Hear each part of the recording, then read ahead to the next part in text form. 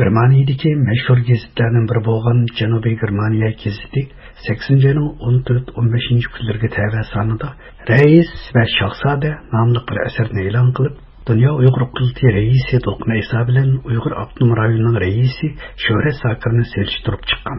Birining o'z millatining erkinligi uchun kurash qiluvchi qahramon ekanligini, yana birining o'z millatining erkinligini dafn qiluvchi osiy ekanligini ilgari surgan. Qo'shimcha Uyg'urlar erkinlik va jazo lageri deb nom berilgan. Gazet yuzida to'liq bir betni egilgan bu zo'r hajmlik asarni Janubiy Germaniya gazetining Urumchidagi muxbiri Kristof Gezin bilan mazkur gazetning obzorchilaridan Georgiy Moskolo va Yosif Vernshofer qatorliqlar birlikda yozgan. Asarda Dunyo Uyg'ur qultining raisi To'lqin Iso bilan Shi Jinpingning e'tiborli shahzodasi Sho'ra Sokirning kimligi, ularning o'z millatiga tutgan muomalasi, o'z millatining jazo lagerlaridagi fojialik hayotiga nisbatan pozitsiyasi va Uyg'urlarning navbatdagi ichinishli hayoti tasvirlangan. Dunyo Uyg'ur qultining raisi To'lqin Iso apandining bildirishicha, Janubiy Germaniya gazetining bu muxbirlari Uyg'ur diyoriga ziyoratga borishdan ilgari Dunyo Uyg'ur qulti ishxonasiga kelib, uning hayot hikoyalari va Sharqiy Turkistonning vaziyati to'g'risida ma'lumot egillagan. Bir ikki oy ilgari bu gazetning muxbirlari Dunyo qurultiyining ishxonasini ziyorat qilib, men bilan ko'rishib, uzun bir suhbatlarda bo'lgan. Mening oilam o'sib yetilgan muhitim, mening shaxsiy hayotimga oid ba'zi albatta buning qo'shib Uyg'urlarning umumiy vaziyatlari, vatandagi ahvollar haqida uzun bir suhbatlarda bo'lgan. Ular hatto Sharqiy Turkistonga borib tekshirishlarni, ziyoratlarni qildiganligi haqida degan. Tunugin bu gazetga chiqqan xabardan ularning shu tekshirishlarni deb bo'lganligi men bilan bo'lgan suhbatlardan keyin bu maqolani e'lon qilganliklarini bildim. Rais va Shahzoda nomli asarning kirish so'zida mundaq yozilgan. To'lqin Iso bilan Sho'ra Sokirdan iborat bu ikki Uyg'urda aslida zidlik ko'rilmasligi kerak edi. Biri o'z xalqining erkinligi uchun kurash qiladi, yana biri o'z xalqining erkinligini dafn qiladi. Asarda Xitoy hukumati va uning josuslarini aparat deb atagan. Bu aparatlar Uyg'ur diyoriga ziyorat uchun borgan Janubiy Germaniya gazeti muxbirlarining jazo lagerlariga yaqinlashishiga yo'l qo'ymagan. Shundaqdimi ular ko'plagan jazo lagerlarining o'rnini topgan va asarda bu lagerlar joylashgan parallelning kodini oshkorlagan.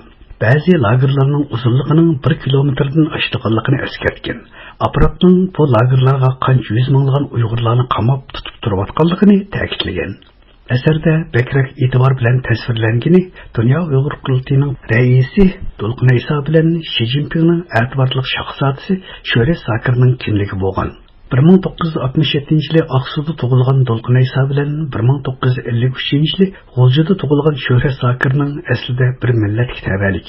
To'lqin Isoning 1987 yildan tartibla Xitoy hokimiyatiga qarshi faoliyatlarni boshlaganligi, 1988 yili Urumchida oliy maktab o'quvchilar namoyishini uyushtirib, maktabdan quvlanganligi, 1994 yili vatanni tark etishga majbur bo'lganligi, Germaniyada yashayotgan 25 yildan buyon o'z millatining erkinligi uchun qit'alar otlab, tinimsiz kurash qilib kelganligi bayon qilingan. Aksicha Sho'ra Sokirning 80 yillardan tartibla Xitoy hokimiyati uchun xizmat qilishni boshlaganligi, uning dadasi Sokirovning zamonida Xitoylar uchun aktiv xizmat qilgan biri bo'lganligi, Sho'ra Sokirning navbatda Xitoy hokimiyatiga sadoqat bilan xizmat qilib, 21-asrdagi insoniyatga qarshi jinoyat va irqiy qirg'inchilikqa hissa qo'shayotganligi tasvirlangan. Uyg'ur siyosiy arboblaridan Erkin Alitekin apandi bu xususda fikr bayon qilib, bu asarning Janubiy Germaniya gazetida e'lon qilinganligining bek yaxshi bo'lganligini, asarning Uyg'urlar masalasi ham Dunyo Uyg'ur qultining Yevropaga texnik keng tonilishiga turtki bo'lganligini ta'kidladi. Bu Süddeutsche Zeitung, ya'ni Janubiy Germaniya gazeti Almaniyaning eng chong gazetlaridan biri bo'lib hisoblanadi. Bu gazetda ko'plagan siyosatchilar, olimlar, shunday ziyolilar davomli ravishda o'qiydi. Bu gazetda muxbirlarning Sharqiy Turkistonga qadar berib, lagerlarning vaziyatini tekshirib, Sharqiy Turkistondagi xalqning boshdan kechirayotgan qiyinchiliklarni o'z ko'zlari bilan ko'rib, Duk raisi To'lqin Iso bilan muloqot o'tkazishi nihoyat muhim deb qarayman. Chunki bu ko'rishish faqat To'lqin Isoning butun Germaniya va Avropada texnik tonilishiga emas, ayni vaqtda Dunyo Uyg'ur qurultayining butun Avropada texmo ko'p tonilishiga yo'l ochadi deb o'ylayman. Germaniyadagi Uyg'ur ziyolisi Farhod Muhammad Efendi bu vaqtda to'xtalganda, Rais va Shahzoda nomli bu asarning xalq ichida zo'r ta'sir qo'zg'aganligini tilga oldi. Ma'lum bo'lgandek, bu Janubiy Germaniya gazeti Germaniyaning eng asosli, eng nufuzli, eng innovativ matbuotining biri. Bu maqola e'lon qilingandan buyon nihoyat kuchli ta'sir qo'zg'adi.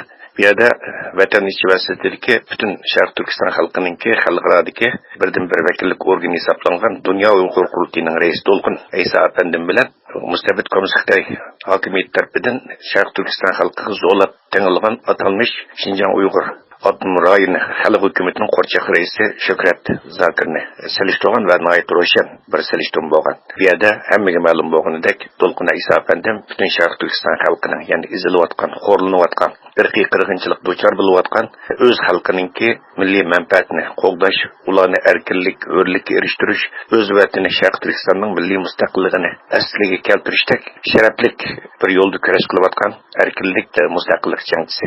U so'zida To'lqin Aysa va Shuhrat Zokirdan iborat bir-biriga qarama-qarshi bu ikki obrazning asarda nihoyat atrofli selishtirib o'tilganligini ifoda qildi.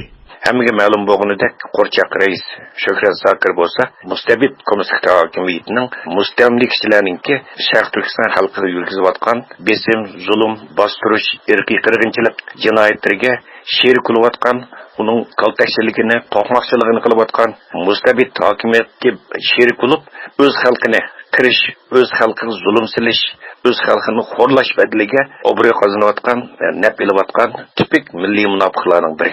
Bu munoyati ro'shan bir silishtirma bo'lgan. Meningcha xalqimiz bu yerda cho'qim erkinlik jangchisi, mustaqillik jangchisi, o'z xalqining tub manfaatlari uchun yuksak fidokorlik ko'rsatib kelayotgan, onisi Xitoyning jazo lagerlarida shahid bo'lgan, inisi oksi Xitoyning turmalarida azob chekayotgan mushundaq fidokor bir jangchi, erkinlik jangchisi To'lqin Aysa afandidan o'rnak olish kerak. Bu yerda mustabid hokimiyat bilan birlashib o'z xalqiga zulm silayotgan milliy munofiq Shuhrat Zokirdan ibrat olishi kerak va bundaq insonlarga abadiyan la'nat o'qish kerak. Asarda Xitoyning milliy siyosati uchun ketmanchi bo'layotgan, Xitoyning zuani bo'lib Uyg'ur diyorining ichinishlik vaziyatini yolg'ondan yaxshi ko'rsatib, maqtab uchirayotgan Shuhrat Zokirning ikki singlisining Germaniyaga kelib panolik tilganligi. Bu reallikning amaliyotda Shuhrat Zokir va u xizmatini qilayotgan Xitoy hokimiyati uchun bir masxara ekanligi eskartilgan. Asarda yana Uyg'urlarning mashhur shoiri bo'lgan Lutfulla Mutallibning qabrisining chiqilib, u yerga bir talay bog'chisi barpo qilinganligi, mushuk ayiqning kulib turgan haykali o'rnatilganligi qistirib o'tilgan va bu bog'chining surati asarning bosh qismiga berilgan. Qadrli radio anglag'uvchilar, Janubiy Germaniya gazetidagi To'lqin Aysa bilan Shuhrat Zokir selishtirilgan Rais va Shahzoda nomli asarning qisqacha mazmunini diqqatingizga sundiq. Germaniyadan Akram anglatdi.